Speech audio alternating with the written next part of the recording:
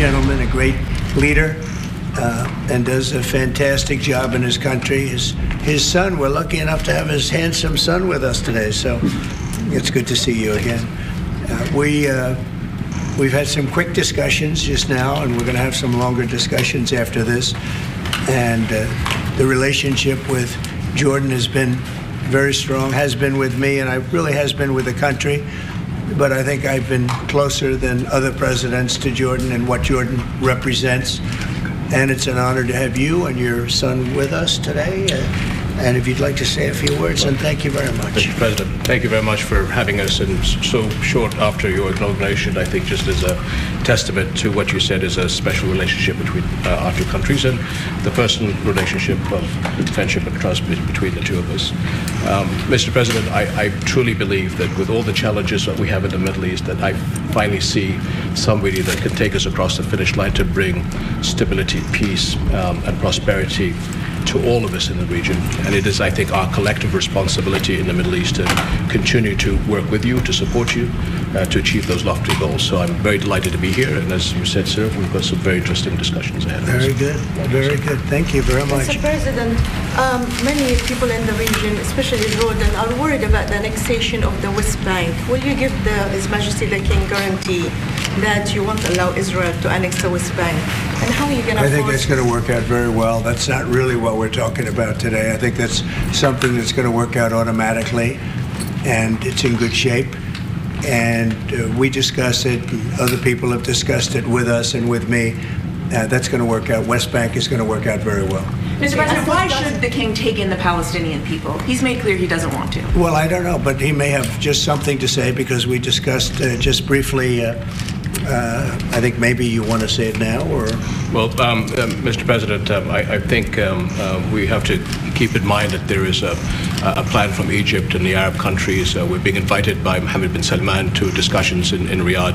I think the point is how do we make this work in a way that is good for everybody? Right. Obviously, we have to look at the best interests of the United States, of the people in the region, especially to my people of Jordan. And we're going to have some interesting discussions today. I think one of the things that we can do right away is take 2,000 children that are either cancer children or in very ill state to Jordan as quickly as possible, and then wait for, I think, the Egyptians to present their plan on how we can work with the president to work on the Gaza challenges. So you I want to tell you, excuse me, wait, just please. I didn't know that, what you just said, 2,000 children with cancer or other problems, and that's really a beautiful gesture. That's really good, and we appreciate it.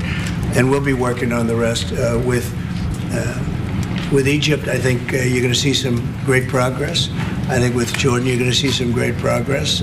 Three of us, and we'll have some others helping, and we're going to have some others at a very high level helping, and the whole thing will come. It's not a complex thing to do.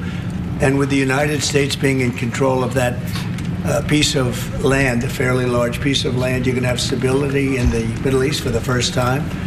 And the Palestinians, or the people that live now in Gaza, will be living beautifully in another location. They're going to be living safely. They're not going to be killed, murdered, and having to leave every 10 years, because I've been watching this for so many years. It's nothing but trouble.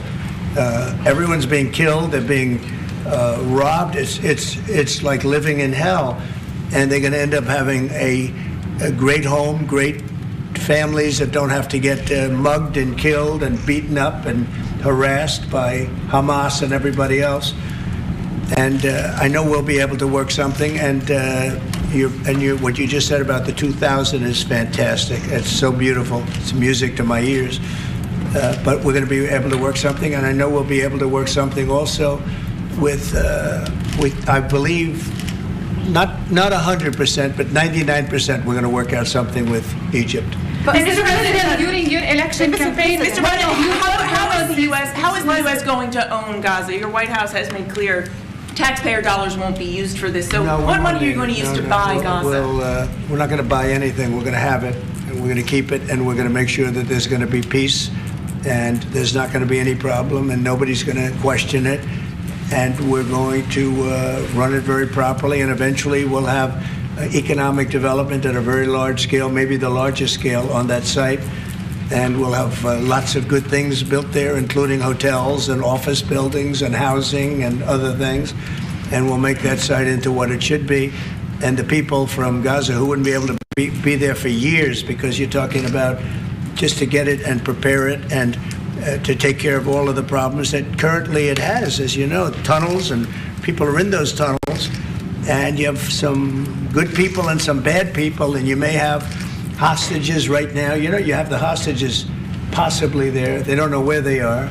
And, you know, I have a Saturday deadline, and I don't think they're going to make the deadline personally. I think they want to play tough guy, but we'll see how tough they are. But it's going to be a wonderful thing. It's going to be wonderful for the Middle East. I think it'll turn the Middle East. I think you're going to have peace in the Middle East. You're going to eventually have peace in the Middle East. Couldn't this deadline risk undermining the talks that you're having with the King today, and risk the kind of wider peace that you're trying to? Because we're not talking about a big situation. We're talking about something that can go very quickly. We're talking about it's going to go quickly. It's not going to take a long time, okay? That's not going to take a long time. You know bullies? You know what a bully is, right? You know the bully, I've always, and I found it throughout my life, a bully is the weakest person. And they're bullies. Hamas is bullies. The weakest people are bullies. You know that, right? All right, go ahead. Mr. President, you were saying that Palestinians will live somewhere else safe. Where exactly do you want them to live? Well, it's not where I want them to live. It's going to be where we ultimately choose as a group. And I believe we'll have a parcel of land in Jordan. I believe we'll have a parcel of land in Egypt. We may have someplace else, but I think when we finish our talks, we'll have a place where they're going to live very happily and very safely. And, you know, don't forget, they only want to be on the Gaza Strip because they don't know anything else. They've never had an alternative. And they don't want to be on the Gaza Strip, but they have no choice. They have to be. And they're being killed there at levels that nobody's ever seen. No place in the world is as dangerous as the Gaza Strip. They don't want to be there. They have no alternative. When they have an alternative, not one person will want to stay where they are. Nobody wants to stay there. They're living in hell. It's a death trap. Mr. President, how do you know that the Palestinians don't want to leave their land? Some people say this is ethnic cleansing. You won't be able to force them to leave their land. They stay We're moving there. them to a beautiful location where they have new homes, where they can live safely, where they'll have doctors and medical and all of those things. And I think it's going to be great. Yeah, any questions? King Abdullah, what do you think about the U.S. taking over the Gaza Strip? Do you want to see the U.S. own the Gaza Strip? Well, I think, as I said earlier, the president is looking at Egypt coming to present their plan. As I said, we will be in Saudi Arabia to discuss how we can work with the president and with the United States. So I think let's wait until the Egyptians can come and present it to the president and not get ahead of ourselves. And is there a parcel of land in Jordan that you're willing to have Palestinians? Well, I think what we said, I have to look at the best interests of my country. I think the president is very happy that we do this thing with 2,000 children as quickly as possible. And again, I believe that the president is looking forward to getting a group of us Arabs here to discuss the overall plan. And last question, the 2,000 children, are those from the Gaza Strip? Absolutely, from the Gaza Strip. Are you willing to change your mind, Mr. That's President? from the Gaza Strip, the 2,000. Are you willing to change your mind if you hear the Egyptian and the Arab plan end of the month? If they present you something different, are you open to I another think plan? we sort of have gone down the line. We know pretty much what is going to be presented. And I think it's going to be something that's going to be magnificent for the Palestinians. They're going to be in love with it. I did very well with real estate. I can tell you about real estate. They're going to be in love with it. But Mr. President, doesn't concern you that moving 2 million people from there? It's a very small number of people relative to other things that have taken place over the decades and centuries. It's a very small number of people. And they're living a terrible life. Look at the way they're living now. Nobody's living like that in the entire world. They're living under buildings that are mostly fallen down and will continue to fall down. And they're living under. People are being killed every day. The conditions are horrible. There are no conditions anywhere in the world that are worse than the Gaza Strip right now. But don't you have Mr. concern President, that you can destabilize Jordan and you said all Egypt? hell will break out if all the hostages are not released on Saturday. What did you mean by that? And are you encouraging Netanyahu to walk away from this deal? Have you talked about this with him? So I've looked at at the condition of people coming out of the hostage situation, and it's horrible. I looked at the before and after yesterday. 3 young men. One is dead now, as you know, the older gentleman who died, which everybody said he was alive and well. He's dead. But the 3 young men, and I looked at them from a short while ago, and I looked at them now. They're emaciated. They look like Holocaust survivors. They looked, they'll get better, but they're in rough shape. They were treated really badly, and we've heard things from them since. And I think the reason that Hamas is playing so cute is because they saw the reaction to these 3 people that came out, and the other ones. Look, the one young lady had her hand blown off practically, and they were not in great shape either. But she's missing her fingers and a big part of her hand. You know what she did? She was stopping a bullet that was aimed at her. She went like that, and it blew off her hand.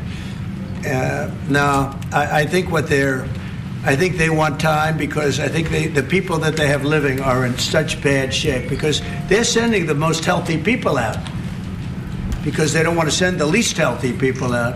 And there was an uproar when they saw the people from yesterday. So these people are, so I don't want to do 2 and then we do another 2 in another week and then we do 4 in 3 weeks. No. They either have them out by Saturday at 12 o'clock or all bets are off. Mr. President, Mr. President, would you still consider withholding aid to those countries if they don't accept your plans to accept? Well, I don't want to say that because we've had such a good relationship and we're doing so well just in the short time that we've been talking. I mean, the king just made a statement. I didn't ask him to do that, about literally saving 2,000 young children from the Gaza Strip. We didn't know about that. You didn't know about that. Nobody did, except for the king and his son. I assume you told your son, right? And I just thought it was great. No, I think we'll do something. I don't have to threaten with money. We contribute a lot of money to Jordan and to Egypt, by the way, a lot, to both. But I don't have to threaten that. I think we're above that. I do believe we're above that. So. Would you consider other countries, not Jordan and Egypt? There was talks about Indonesia, Albania, other places. Yeah, sure, we would. And we have other countries that want to get involved. We have a lot of people that want to get involved. There's a great sense of wanting to help the Palestinians.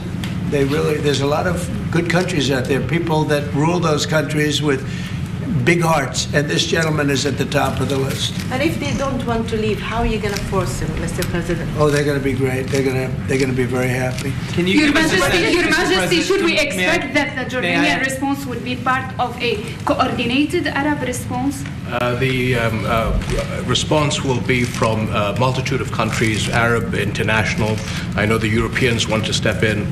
And again, we'll probably have to look to the help of the United States to make sure that COGAT, which is the clearing agency on the Israeli side, makes it as efficient as possible, because 2,000 kids, the best way to get to them is by helicopters and get them straight to our institutions. I also believe that quite a few countries would also probably like to take some of those kids and have them treated in their hospitals. So we hope to launch this ASAP. Yes, and that's right.